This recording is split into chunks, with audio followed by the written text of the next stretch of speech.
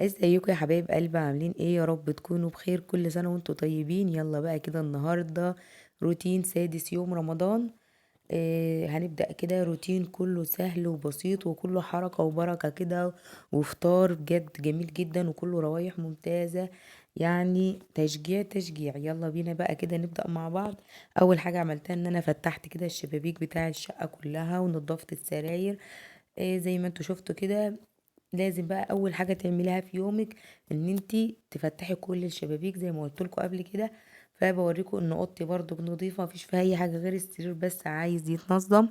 لان انا بعمل الشغل ده يعتبر بعد الظهر، لاني بروح المحل مع جوزي وكده للي عارفني يعني. فبرجع بقى كده بعد الظهر، لو بنتي كانت في البيت بقى بتفتح وبتظبط، ما كانت في الدروس فما بتعملش بقى إلا لما بنرجع نعمل مع بعض. هنا بقى قلت بقى اول حاجه بقى بعد ما خلصت دخلت بقى كده على المطبخ. اول حاجة طبعا بعملها في المطبخ قبل ما اغسل اي كراكيب اي حاجة، لازم اعين المواعين اللي كانت مغسولة قبلها. كل المواعين اللي كانت مغسولة قبلها طبعا ومتصفية بقى على بيات وكده، لازم اشيلها عينها علشان ما احطش بقى فوقها وتبقى كركبة على الرخامة. وبتعمل بقى بعد كده روايح وحاجات كده تحت الصفاية دي، حاجات كده مش حلوة. فبعمل كده اليوم اول باول كده، ويكون بقى الحوض كده معايا كده فاضي وسهل وبسيط بقى طول ما انا بطبخ. هنا بقى كنت جايبه كده حاجات كده معايا من المحل. جبت لبن علشان كنت هعمل مهلبية كده بطبقات الجيلي. فاول حاجه بقى قلت كده احط اللبن يغلي علشان على ما اجي اعمله. برضو كان مفرزه الكرنب والفراوله والحاجات دي عند جوزي في المحل وكده. وبرضو ورق العنب ده جايباه من عنده هو هناك، يعني هو بيبيعه كده فانا جايباه من عنده. وبرضو كنت مطلعه بقى قبل ما امشي الصلصه بتاع المحشي وعصير برضو البرتقال، جبت عليه برضو عصير فراوله. بخزن حاجات عندي ومخزنه حاجات عنده في الفريزر اللي في المحل. هنا بقى الفراخ برضو جايباها من عنده، ان يعتبر جوزي فاتح محل فراخ ولحوم مجمدة وكده. فعشان كده بروح بقى كده معاه الصبحية شوية وبرجع بقى اشوف إيه اللي ورايا. فطبعا الفراخ كنت غسلاها بقى خالص ومقطعاها ومجهزاها يا دوبك ان هي تتنقع بس على محلول النقع على طول. فبقى خلاص ظبطت حاجتي كده بقى، لو ميت اي كراكيب حواليا برضو وغسلت كل المواعين. بدأت بقى اجهز كده في الاكل. لما تدخلي المطبخ لو انتي نظمتي حاجتك واحدة واحدة كده وما عملتيش كل حاجة بطريقة مش منظمة، هتلاقي المطبخ كركب حواليكي واتملى مواعين. لا، لازم ايدك تبقى في المطبخ كده اول باول، وتبقى الدنيا ماشية معاكي سهلة وبسيطة. خلاص بقى كده عملت برضك انا بنقع الفراخ عندي بليمون وخل وسكر وملح. وبحط برضك دقيق. طبعا كل واحد بيختلف نقعه عن التاني. السكر بقى بيخلي اللحمة كده معايا طرية وحلوة كده وبتقطم معاكي. هنا بقى كنت هعمل سمبوسة، كنت مطلعة على الرف فكت. وبرضو هنا بقى كنت جايبة صدرين فراخ كده مخليين، اللي هما البانيه، وقطعته كده حتت وشوحته ورجعت حطيت عليه البصل، بس ما حطيتش معاكم في مرحلة البصل. لما البصل دبل معاه بقى كده وكل حاجة، ورجعت حطيت بقى الجزر والفلفل عليهم وبهرتها والطماطم. عايزه اقول لكم برضو ان انا مش حاطه البصل مع الفراخ من الاول، لا الفراخ لما اتشوحت وبدات تنشف خالص ما عادش هيبقى عليها سوائل، بدات اضيف بقى الحاجات دي واحده واحده. بجد الشاورما دي جميلة جدا، بعملها في عصاج المكرونة، جلاش، سمبوسة. بجد جميلة جدا جدا وطريقتها سهلة وبسيطة. بهري بقى اي بهارات انت محتاجاها. طبعا هنا انا مش بعلمك طريقة الشاورما، لا انا بشجعك بقى ان انا انت بتبقي شغالة في كام حاجة فاهماني. يعني هنا برضك في الحلة اللي هناك دي كنت حاطة حلة الصلصة بتاعة المحشي. كنت عملت البصل والحاجة لان عندي الصلصة جاهزة، شوحت البصل والثوم وحطيت عليها تتسبك كده مع بعضها شوية تاني. وكمان هنا في الحلة اللي جنبها دي كنت حاطة هنا. انا عندي قطط، للي شاف فيديوهاتي في قبل القطط قبل كده، فبعمل لهم اكل كده. بجيب اللي هي الهياكل كده اللي هي من المحل من عند جوزي وكده. بنضفها حلو بظبطها وبطبخها لهم، يعني بطبخها اكني بطبخ يعني فاهماني. بحط لها فلفل اسمر وملح طبيعي عادي كده زي ما اكون بطبخ لنفسي يعني. يعني طبعا انا معوداهم ياكلوا اكل نظيف واكل كويس.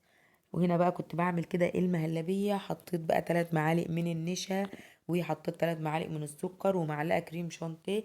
ده بقى اللي بيدي للمهلبية طعم تاني وطعم جميل جدا.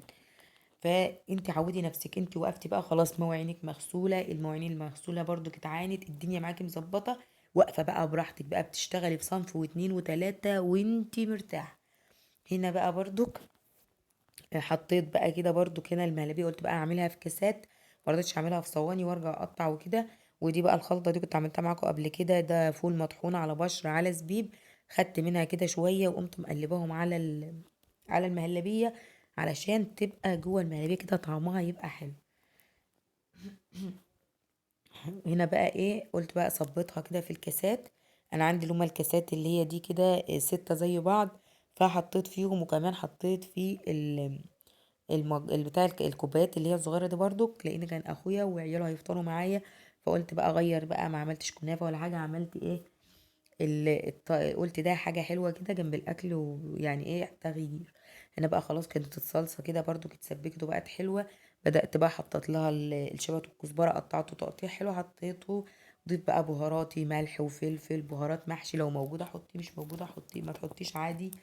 انا كان عندي فحطيت كمون كزبره. بهاري بقى المحشي بالحاجه اللي انت عايزاها، وكمان حطيت فابريكا. يعني عايزه اقول لكم ان المحشي ده بعمل له خلطه ما شاء الله، الله اكبر، جميله جدا. لكل اللي جرب مني المحشي، اهلي يعني كاهلي وكده، ما شاء الله بيشهدوا لي في المحشي، مش بشكر في نفسي ولا حاجه. بس بجد بعمله بطريقه والدتي، انا بعشق جدا المحشي اللي بطريقه والدتي، ومحشي اللي انا بعمله كده. وكمان عمتي اخت جوزي بتعمل المحشي برضه، بحب في ناس كده بحب اكل الحاجات، في حاجات معينه كده اكلها منهم. انا بقى خلاص زي ما انتم شايفين الخلطه، بجد الكاميرا كانت صمامها كانت حمرا جدا وجميله. خلاص بقى هنا بقى قعدت على الارض. طبعا كلنا ما بنعرفش نحشي واحنا واقفين. بحط بقى كده العيدان اللي هي بتطلع من الشبت والكزبره، ودي خلطه بصل على جزر على فلفل حامي، وبحطها كده في الارضيه مع البتاع. وابدا بقى كده اقعد احشي، وما بين الرقات احط من الخلطه اللي انا منعماها دي في النص. هنا بقى كده المهلبيه كانت مسكت، قطعت عليها بتاع الموز كده، وبدات حطي الجيلي، وانت حاطه المعلقه على ظهرها كده علشان ما يتختلطش بالمهلبيه. هي المهلبيه كانت بردت وكل حاجه، بس الطريقه دي بتبقى احسن. هنا بقى خلاص كنت خلصت الحلو بقى، وولعت على المحشي. قلت بقى اقفل الشقه، لان كان خلاص العصر ادن بقى، وزي ما انتم متعودين مني ان انا بقى خلاص لما العصر بيدن كده، بعدها كده يجي نص ساعه ببدا بقى اقفل الشقه كده، واكن الحته كده. وزي ما انتم شايفين بقى عيالي بيعشقوا ان انا اقفل كده، واولع الانوار بتاع رمضان دي كده في الشقه، بجد بتدي جو جميل جدا جدا. هنا خلاص بقى قلت بقى طالما قفلت بقى، بسيب السمبوسه لاخر حاجه عشان تفضل مقرمشه ودافيه كده معايا وحلوه على الاكل. اللي عمل السمبوسه دي برضو كان ندى بنتي ودعاء بنتي، ربنا يصلح حالهم. كانوا قاعدين بيتسابقوا مين اللي هيعمل بسرعه ومين اللي هيعمل اكتر، فبصراحه سبتها لهم وانا بحشي، قلت لهم اقعدوا بقى ايه اعملوها. ده المحشي زي ما انتم شايفين كان اتشرب بقى كده ميته، وكنت ساقياه شوربة لحمة. وكان في حتت سمين كده في شوربة اللحمة حطيتها على وشه. ودي الفراخ برضو كل الكاميرا كانت ظالمة لونها جدا، طالعة تحفة تحفة بجد، أحلى من المشوية. سبتها بقى كده تاخد لونها. وهنا بوريكم بقى السمبوسة. عملت بقى كل الكمية اللي انتوا شايفينها دي برضو، وعملت الحلو برضو هوريهولكم اهوت. طبقات الجيلي بالمهلبية طالعة جميل جدا. وعملت برضو العصاير. يعني الواحد بقى بياخد كده واحدة واحدة كده، وتمشي بالترتيب تلاقي كل حاجة خلصانة معاكي. بالعكس أنا مخلصة كل ده و... والمطبخ طالعة منه قبل الفطار، يعني قبل ما نحط الأكل. بعد اللي أنا وريتهولكوا ده كل المواعين مغسولة. وكده بقى كان فطارنا معاكم النهاردة، وكان يومنا، والسلام عليكم.